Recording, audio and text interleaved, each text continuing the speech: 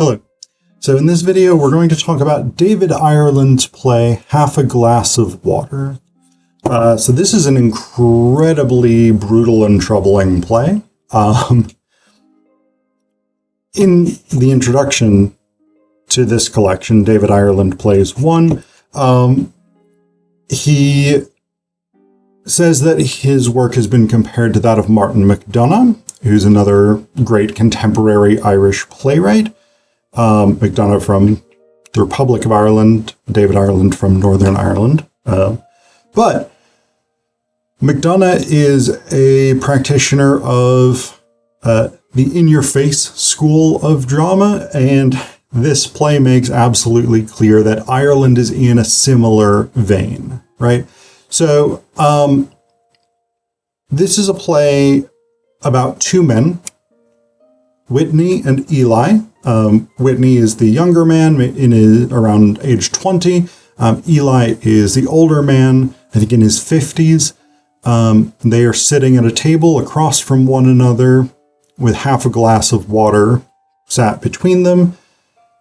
And it is just a one-act conversation between these two men, the majority of which revolves around violence.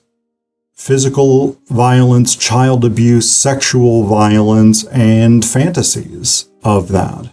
And one of the things that the play explores is the role of abuse or violence in shaping ongoing conceptions of interpersonal relationships, right? So what I mean by that is the data from research is pretty clear that people who have experienced abuse, particularly as children, are substantially more likely to grow up to be abusive themselves. Abuse, violence, these things are cyclical, right? They continue in cycles because that becomes the pattern that is formed in people's brains of how human beings interact with one another. And so we start out, there's a little bit at the beginning where sort of Whitney is upset because Eli had not contacted him already to tell him about his cancer diagnosis. But the first sort of major thing that we really get that starts bringing us into this theme is that Whitney tells Eli that he has this girlfriend, that he's met this woman. But the story quickly falls apart, and it comes out that he has not, in fact, interacted with this woman. He follows her home from the gym because he likes looking at her, and he has these very graphic fantasies of raping and mutilating her. And one of the things he says,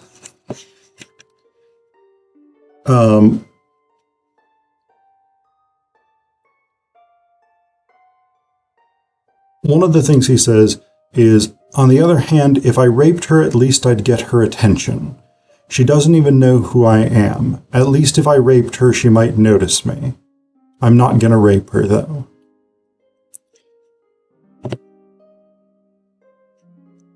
This is an interesting conceptualization here, right? Because the thing that it points us to about Whitney's psychology is an inability to conceptualize a relationship with another human being that is not rooted in violence and that is not rooted in the abuse or the degradation of another person. And then he immediately sort of goes from this. So it's also worth noting that the previous thing that he had said was, I won't rape her because I don't want to lose her respect. Not that I have her respect, but if I rape her, she'll hate me for the rest of her life, and I wouldn't want that. So that's an interesting one, because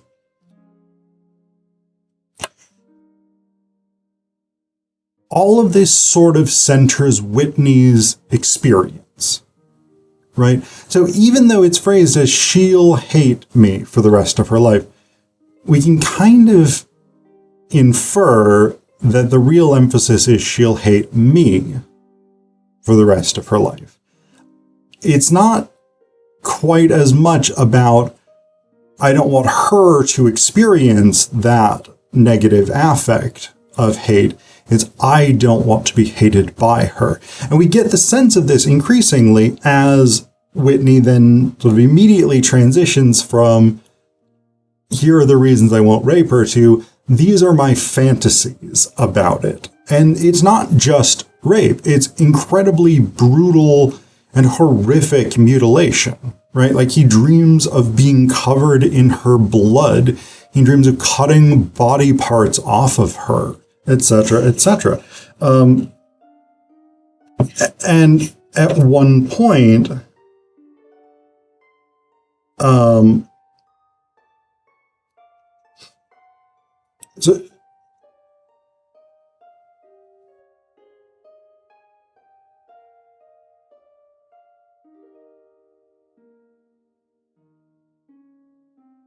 So at one point, he asks Eli, after he's done sort of describing this horrific mutilation and violence that he's thinking about this woman, he asks, wouldn't that be hilarious?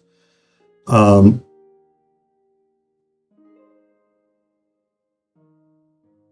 then a little while later, after recounting his own horrific experience of child abuse,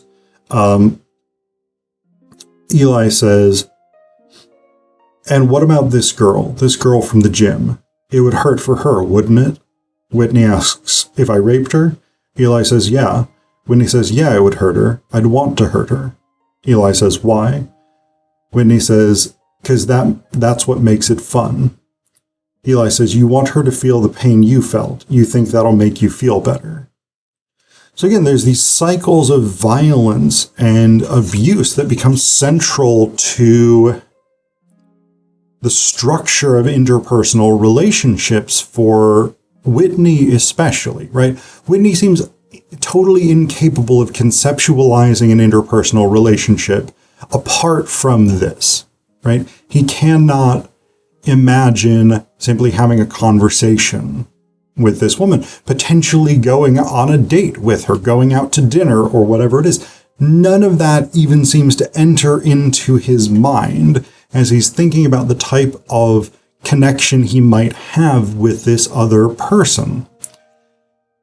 And that seems to be founded in his own childhood, where his parents were incredibly abusive to him. He recounts physical abuse, in which they would bash his head against the wall until he was unconscious. He recounts combinations of physical and sexual abuse and humiliation, in which his I think it was his father would hold his legs apart while his mother kicked him in the testicles. His mother would threaten to cut off his penis with scissors if he didn't do what he was told.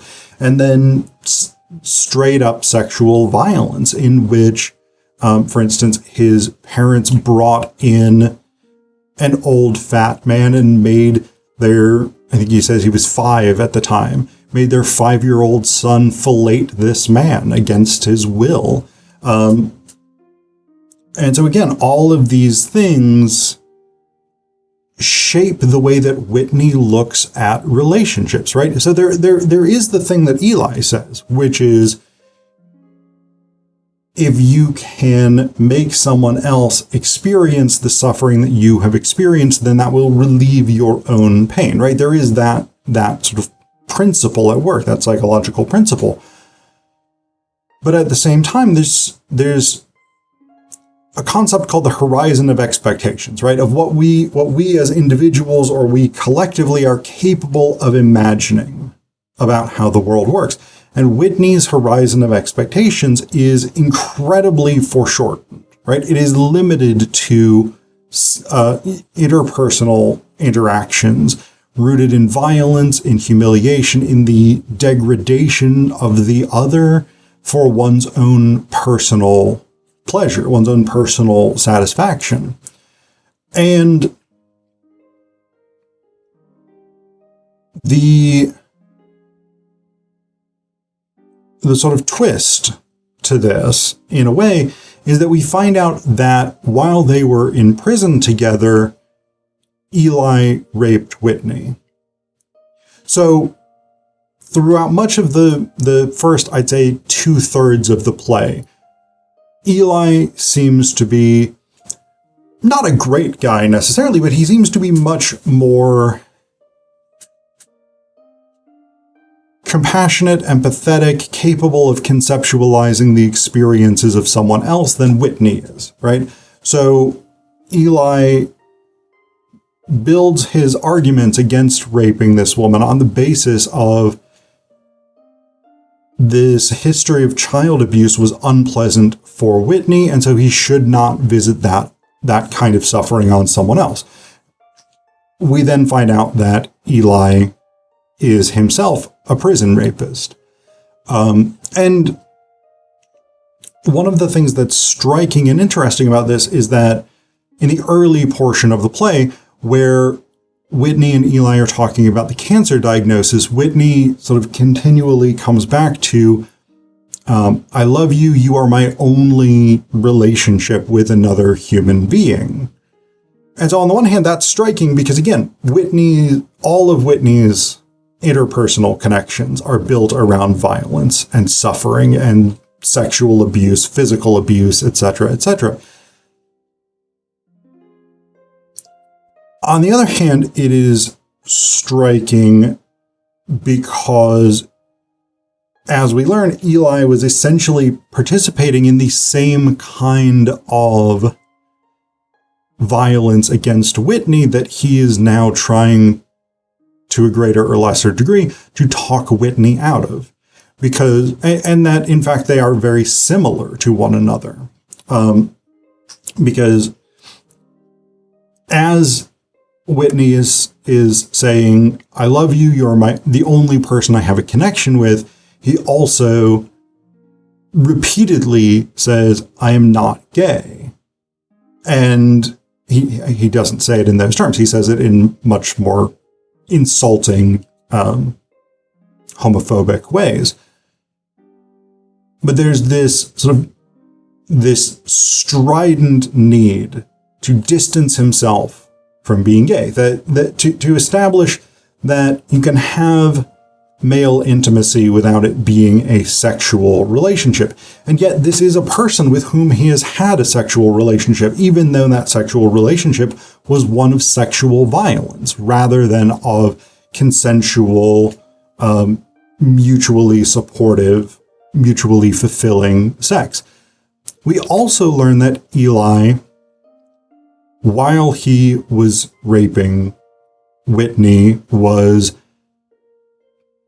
picturing this girl who had humiliated him on the playground as a child. It's not entirely clear that Eli was picturing her as an adult. Basically, they were playing this game, and he tried to kiss her, and she spit in his face in front of everyone. And so as Eli was raping Whitney in prison, he is envisioning this girl.